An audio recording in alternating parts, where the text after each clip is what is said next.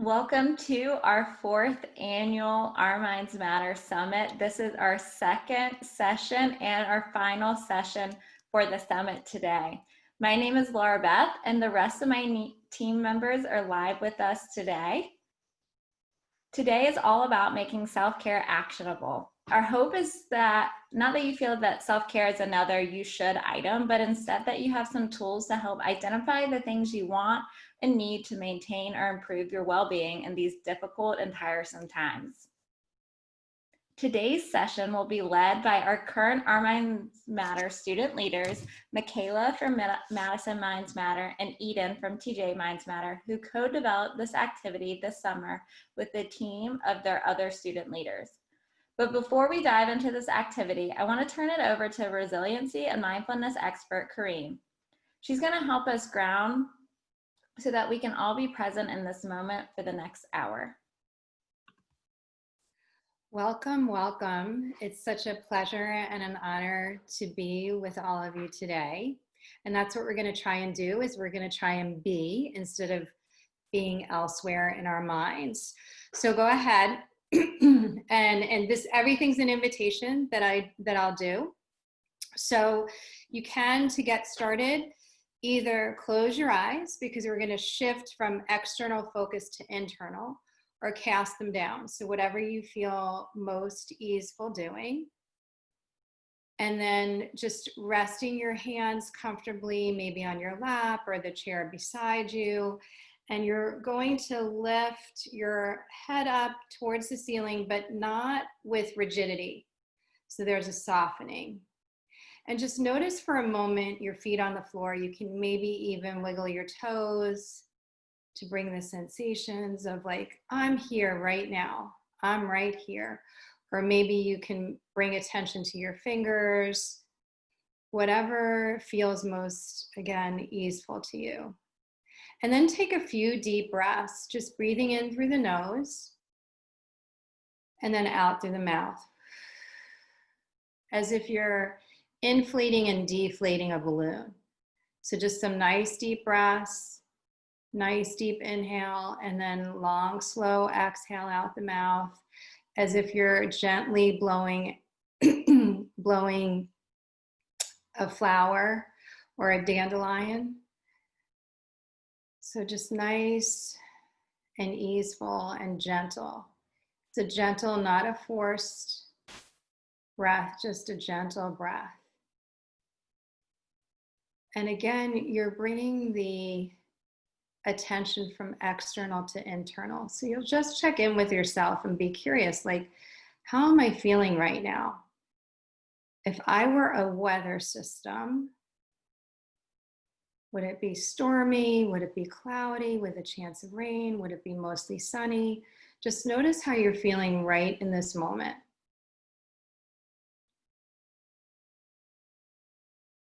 And then as you're ready, bring a gentle attention to the area of the face and the eyes, the area around the jaw. See if you can soften any of that.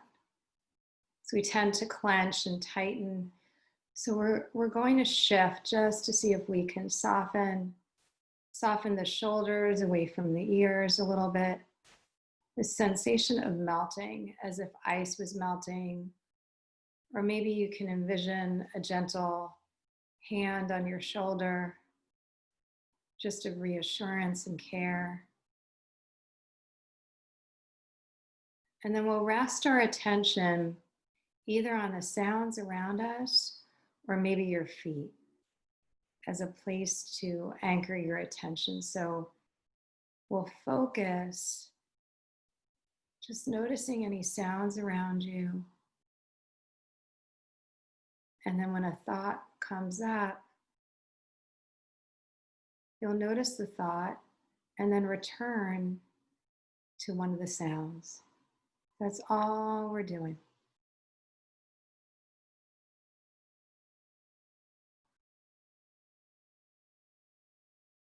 Or perhaps shifting your attention to your feet. And you can even say words like,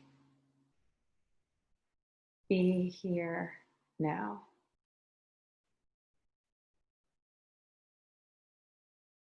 or I am here.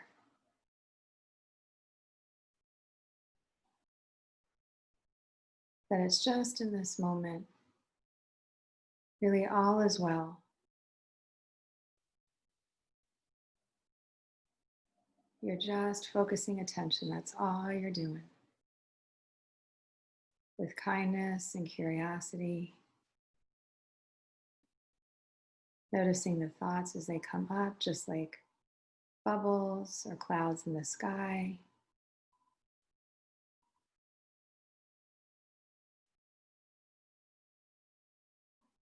And then as you're ready, you'll gently open your eyes. Notice how you feel if they are closed. And just come back to presence and openness for Michaela and Eden, who are going to lead us through a fabulous workshop. I'm so excited. So go ahead and take it away.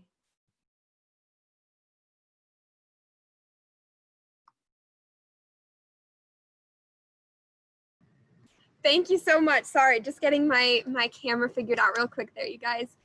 So we are going to start with an icebreaker activity. We found that it's just a lot easier to start these or have these virtual meetings when we start with something to kind of get everyone warmed up and feeling comfortable with each other.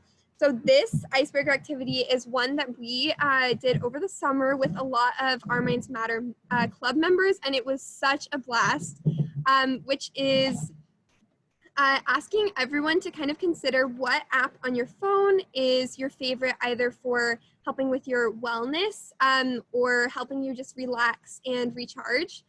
So we would love you guys to chat, either me or Laura Beth, which she just sent in the chat, to let us know what apps you guys love on your phones. Because honestly, it's really nice for me to just hear what everyone else loves to use, or it helps them get through the day. I will say for me personally, I have loved using the Headspace app, which I know is a common one. I honestly, what I really love about their meditations is just that they talk a little, like they talk the entire time. So I feel like I don't have to get lost in my own thoughts in the middle of it, because I'm very prone to do so if there's not something for me to be thinking about. So it's been a super helpful app for me in my own trying to focus on wellness or slowing myself down. And yeah, someone else in the chat said Headspace. Absolutely, I'm on the same page. Michaela, do you have a favorite app that you want to share? Mine's probably Oak, which is a less common one, but they have a breathing feature where it just sort of counts like breathing in and breathing out, and I find that's really helpful in moments of stress. Yeah, absolutely. And I just saw, so I'm just reading from the chat. I saw someone say paint by numbers, which, oh my goodness, yes. I use a similar app called I Love Hue, which is like ordering colors on your phone. And I just love that sort of thing where it's like, it just looks nice when you finish. And it's like kind of a slow process. Let's see, what else are we getting? The Calm app. I'm actually not familiar with that one. But if any of the other panelists, yeah, if you guys know more about that. Yeah, I'm getting Calm in a couple of them. Insight Timer, Skyview, Spotify, which that's one of my favorites, and Audible. Duolingo, which I think is cool. Let's see. Yeah, I love Duolingo. It helps me feel like on top of things when I can't quite like face all my schoolwork. So someone in the chat just asked, oh, what coloring app I use. So it's this app called I Love Hue. So like I love and then HUE.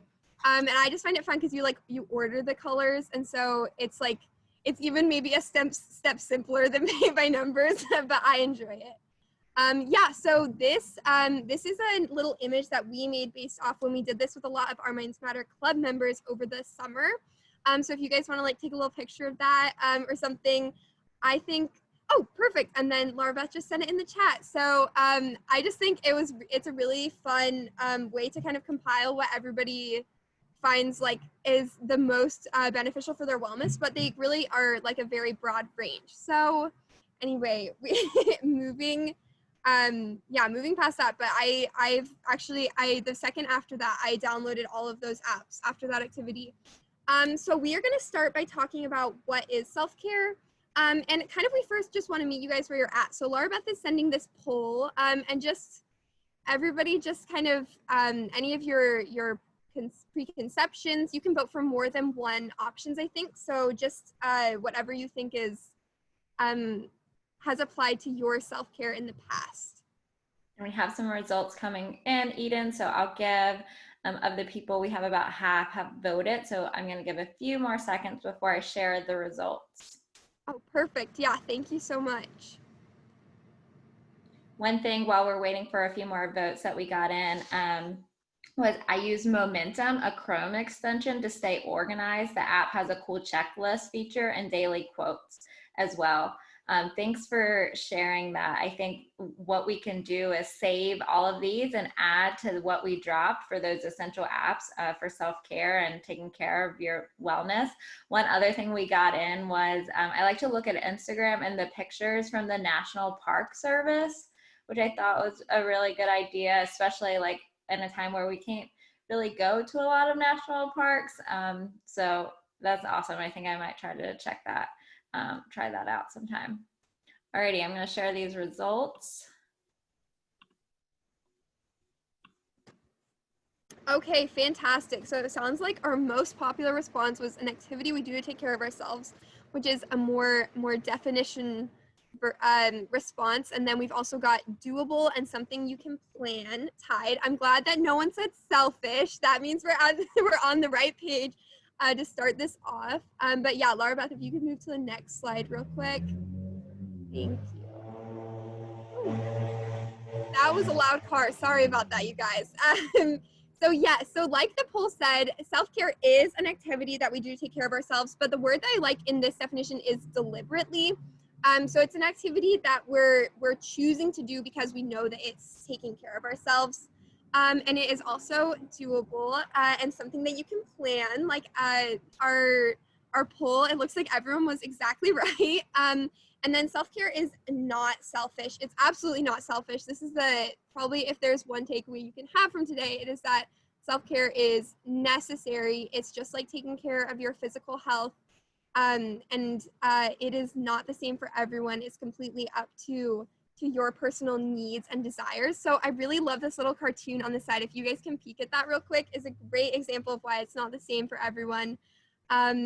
And it's just showing that someone can be going on a run and that's self-care for them, and someone can be watching TV and that's absolutely also self-care for them. I know that I was watching TV about 2 hours ago and that was self-care for me, and nobody can tell me otherwise. So yes, so that's I think perfect. Yeah, thank you so much. So Michaela, do you want to take this away? Yeah, so if you just want to open the chat back up again and chat one or two examples of self-care practices, either ones that you use or ones that you want to try or ones that you've heard of.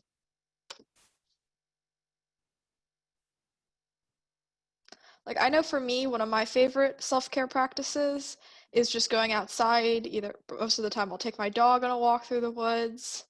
Let's see, someone said listening to music, someone said getting a massage, someone said getting off social media. That's Amen. always a good one.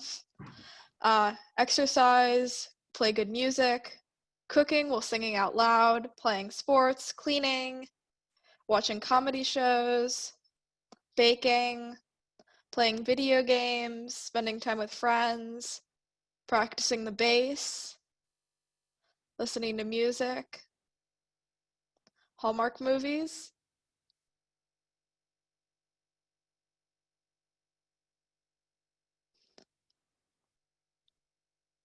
Let's see.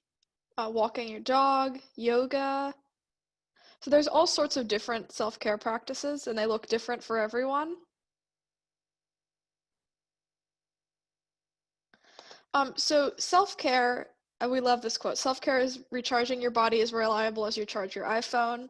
I know most of us charge our iPhone at least once a day. I know I just plug mine in right before I go to bed so that it'll be ready for me in the morning. But many of us treat self-care as something to do at specific times or on special occasions, like on weekends or over holiday breaks. But self-care is an investment into your overall well-being and can be most valuable when we incorporate it into our daily routines.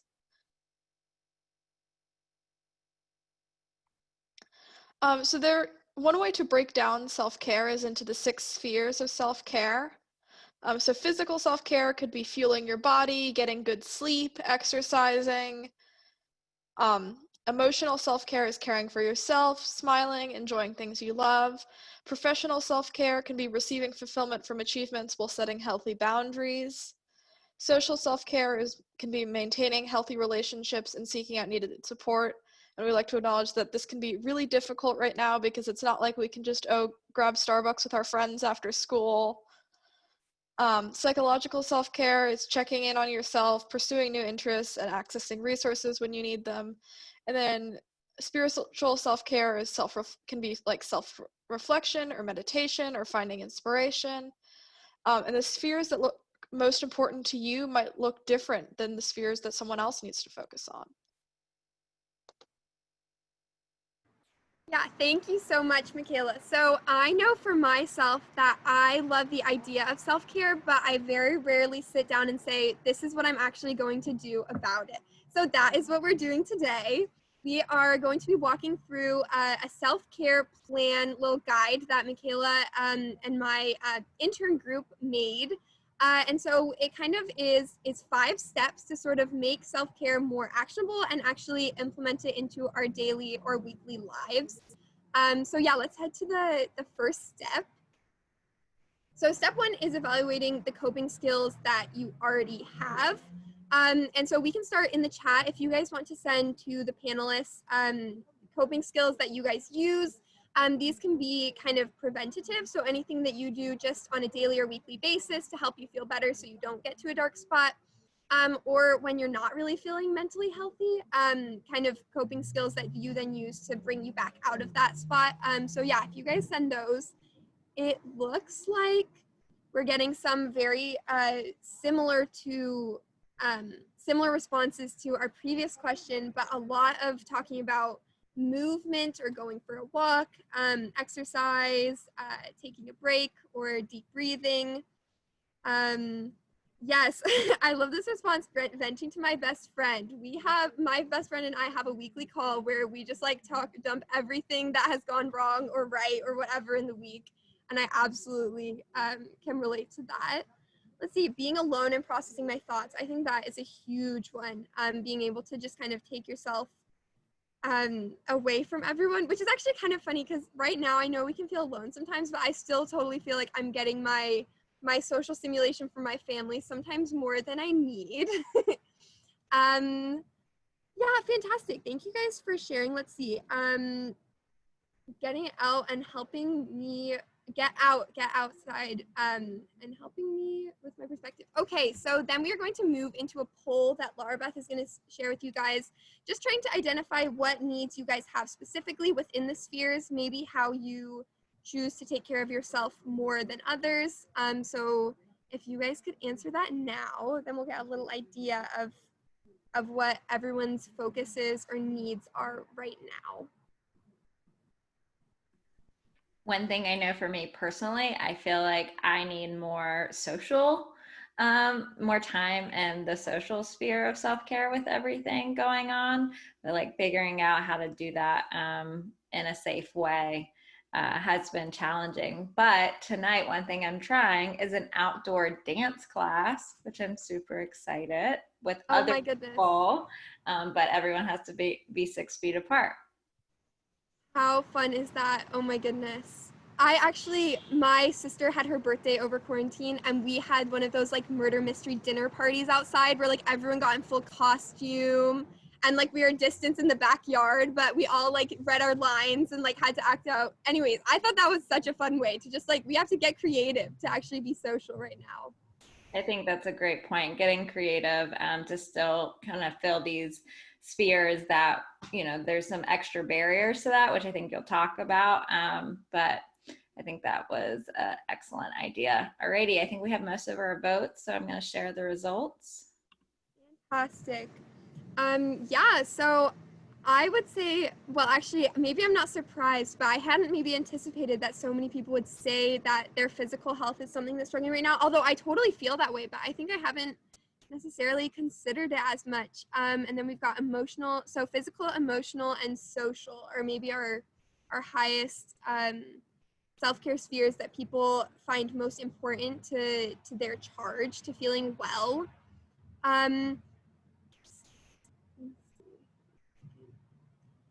So yeah, so the third step in our self-care plan process is identifying tools that we can use when we're in times of distress. So when that area maybe that you said is really vital to your mental health is low, it's really not being met. What are some self-care tools that you can use during times of distress? So I know for me, some of my biggest my biggest strategies for recently have been just getting outside is super important to me. I know my physical health has really been feeling compromised when I'm just not getting out enough, especially because of classes being all day long on my computer. So sometimes I will take a class outside. I'm outside right now, so you guys can probably tell that my mental health wasn't in its tip-top shape before this, but I'm here now and I'm feeling much better. And like Michaela said, absolutely, I take my dog on a walk frequently when I'm not feeling well. It makes me feel like I'm getting something done that I need to anyway, but then also making that something that honestly is taking care of me at least as much as my dog. She might be tired of those walks. Michaela, do you have any self-care habits or practices for when you're kind of having a hard time that have helped you? Yeah, definitely. My go-to is I actually still have the swing set in my backyard from when I was a little kid, and I found that that motion can be really calming for me. That is, yeah, that's fantastic. Actually, we have a hammock in our backyard too. So, and it's a little low, so sometimes your bum rubs on the floor, but I totally, I totally agree with your sentiment. That kind of that rocking. So let's see, what are we getting in the chat? Breathing. Breathing is a huge one. So kind of going through those guided meditations can be a really helpful way of doing that for me. Having quiet time, going outside, playing outside with friends or a dog, or spending time with pets. I absolutely am a believer in the idea that pets are a therapy animal. I got my dog right before starting high school, and she has completely stuck with me through the 4 years. Yeah, thank you guys so much for what you're saying. Perfect. Yeah, I'll pass it over to Michaela now to move into our step 4.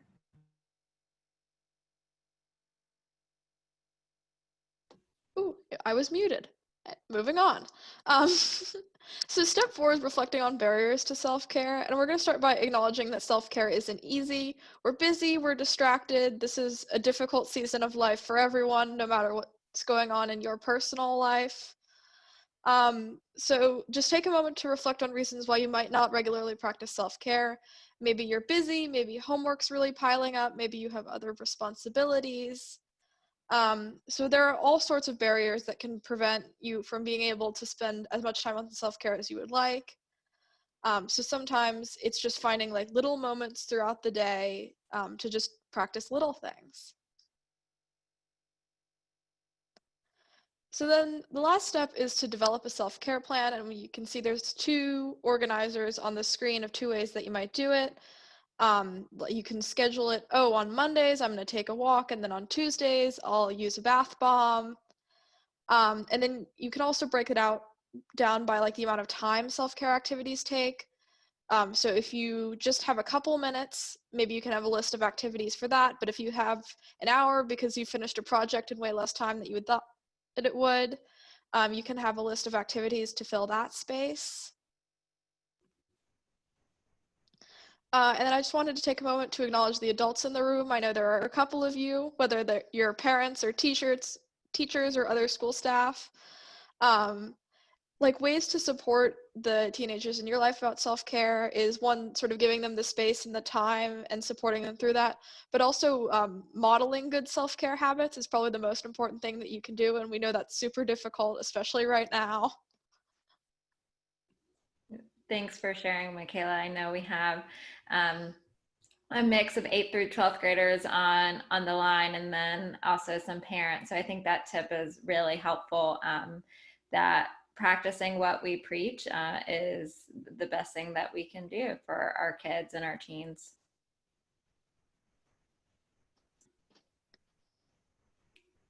So, for just to sum all this up, if you want to chat us one self-care practice you want to try in the upcoming week, maybe it's something you hadn't thought about in a while, maybe it's something that you heard us mention that you think is really interesting.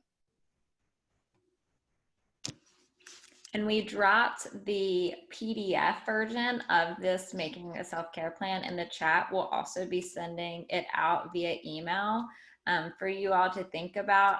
Sometimes it's helpful to have a framework to think about.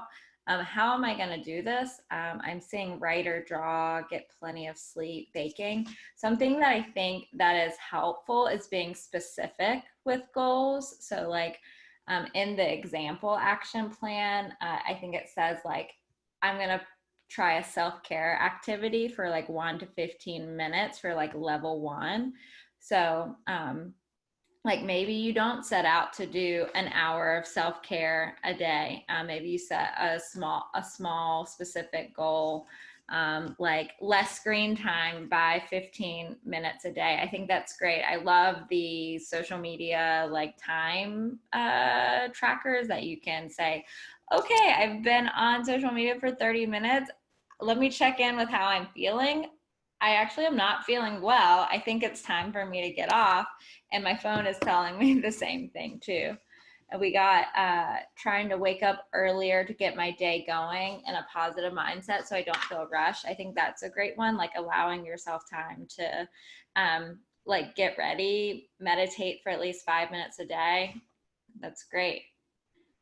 And so I think something that I saw across like the discussion too is like there's like these everyday self-care practices that you can do, and then there's also certain things that work better maybe when things are super stressful. Acknowledging that what self-care or wellness practice you want to do might vary based on what's going on in your daily life, and give yourself the flexibility to be like, okay, well, I'm switching up my goal because you know what, I don't think a walk's going to do me any good today. I think I need to journal this out. I think I need to meditate.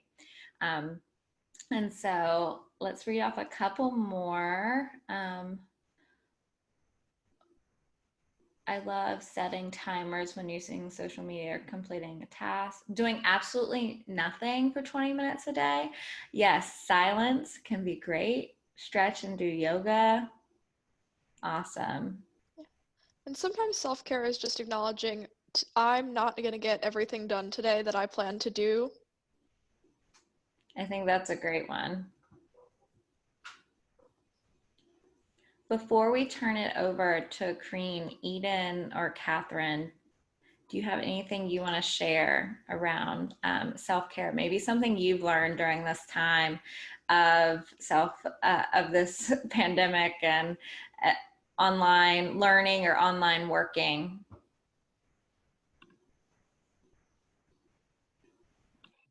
So I would say that I've learned that self-care can be something that we think of, oh, I'm really having a hard time, I want to do this now, but it's really best to start it when you're at more of a baseline level, and then it can be your go-to in times that are more challenging. But I also think that, to me, scheduling in self-care seemed kind of daunting, but it's really something that promotes your wellness. And so, like Laura Beth said, it's not another thing to add to your plate necessarily. It's doing little things every day, once a week, once a month, to really take care of yourself and promote your wellness. Yeah, absolutely. I would just say, going back to what Michaela said, that I think it's just so important to have grace with ourselves right now. I know I've been trying to have that with other people, but it's a lot harder to do it with yourself, I'm finding. It's really hard for me to accept that, like, I'm just not able to do as many things as well in a day as I normally could. And it's hard to feel like after 6 months I still can't get used to it, but it's totally true. And we just need to keep being like really forgiving with ourselves. The same amount of grace that we're bringing to other people, we need to keep with ourselves. That like we can't always do everything like we normally would, and that's okay. That's not our fault. I love what you just said, Eden. And it's so true. It's true for everyone. And I think, especially during this time, and I'll speak from the parent perspective, I can't say enough to the parents and the adults on this webinar about how critical self-care is. And the other thing is to be intentional. And it just creating a little habit, like before you get out of bed. Yeah, I heard I saw someone said, well, get up a little bit earlier, check in with my mindset for the day. I mean, when you start a new habit, it's easiest to attach it to something you already do. So, petting a cat or a dog literally raises the endorphins in your system. So there's a hormonal aspect to doing that. So just simply petting petting a pet or spending time with a pet, spending time outdoors in nature, again, really does something physiologically to your body. And we need to be intentional with these practices. And it's a practice, right? So we're not looking for perfection. We're just looking like, oh, I noticed that my tank is, less than a quarter full. Like I use this analogy about a gas tank, because when we're driving a car, oftentimes people are in the habit of well, I'm not going to fill the tank until it gets to low fuel light. Well, when I was taught how to drive, it was ingrained in me, because we didn't have cell phones when I learned how to drive, do not go below a quarter of a tank. And I usually keep mindful of that, because it's just like was ingrained in me. So I won't let it go below a quarter of a tank. It's the same thing with self-care. We should not hit empty or almost empty. When we see we're between a quarter and a half full tank, when we get up in the morning or halfway through the day, take a break and do what you need and be intentional. Like Sunday night, what am I going to do this week? Or maybe it's Friday night or Friday morning or Monday morning, whatever you do to set your intentions, but you've got to make a commitment to yourself. And sometimes it helps to have like an accountability buddy, just say, hey, this is what I'm going to be doing this week. This is what I'm doing Monday and Tuesday. This is what I'm doing Wednesday and Thursday. Or maybe you can do an activity together on the weekend, that you watch a movie together or whatever it is. So just really, I can't speak enough. And it doesn't mean that I'm perfect either, right? I can run myself into the ground. Just what Eden had said about, well, I'm still not producing what I should be used to this by now. What is this? But no, this is a huge shift in the way that we have to behave and the way we have to live. And I think we were all thinking, oh, it'll last a couple of months. But, right now, that's not the reality. So we're buckling up and we're taking care of ourselves and onward and upward, right? So with that, I will leave you with a practice to ground. Does anyone have any questions, closing questions from Michaela and Eden before I do the grounding? Okay, so I'm going to do something around this is a difficult moment, because that's our days are likely filled with difficult moments, and we forget that they're just moments, right? So we have to just take care of ourselves during those difficult moments and also focus on the positives. Like today is a lovely weather day outside. Okay, so go ahead and close your eyes or cast them down. Maybe you want to roll your shoulders a little bit. Is your body needing a little movement right now? Neck side to side or head side to side, because we've been sitting for a little while. And then just allow yourself to come back to center. And you can do this standing or sitting down, so whichever feels more easeful for you. And you'll take a few deep breaths. It's always good to do that. It helps to balance our nervous system and helps us to focus. And you can even just say to yourself, breathing in and breathing out. Breathing in and breathing out. Or simply in and out. Just resting your attention on your breath, in and out. Your mind might start to wander, and that's okay, and you'll just bring it back. If it's helpful, you can even place a hand on your heart to remind you that you're here in this moment. Allow the shoulders to melt a little bit away from the ears. Just allow the body to soften, giving yourself permission to relax and release. Just to let go of maybe some rigidity in the body at all. Again, connecting with the breath, seeing if it can come a little bit deeper into the belly area. Softening with each exhale. And then I'll invite you to think of something that's been difficult for you in the past week or day. And on a scale of 1 to 10, it is not something that's going to be a 7 or above. Okay, it's like 5 or 6, maybe a low 7, but 4, 5, or 6, something that's been difficult, just a little frustrating, like maybe a mosquito, an example of just an annoying mosquito bite that won't go away, So just bring that situation to mind. Maybe you're being hard on yourself. Maybe it was a difficult assignment with school, or a difficulty with a friend or a family member, just a little frustration or annoyance. Just bring that to mind and visualizing it in as much detail as possible. Time of day, location, who was involved, maybe even what you were wearing.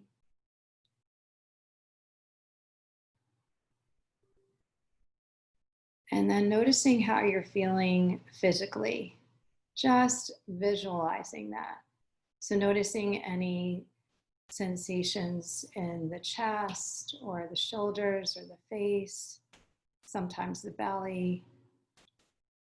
Just notice. Notice the physical sensations. And then we're just going to say some kind words to ourselves, like, this is a difficult moment. So just saying that to yourself. This is really hard right now for me. I'm really trying my best.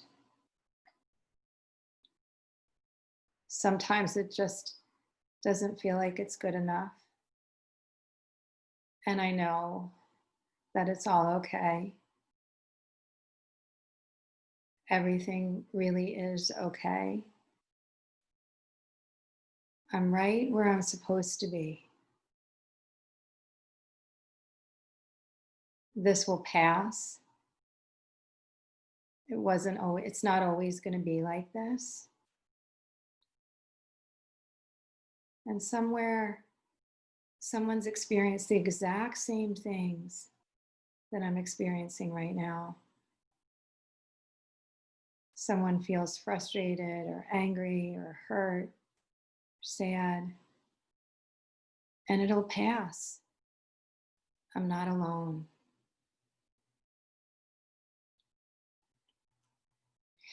And now, just for a moment or two, perhaps there are words or phrases that you would like to hear someone say to you when you're in times of distress, or that you say to a dear friend. Maybe it's, I love you, I have your back. Whatever you feel you need to hear.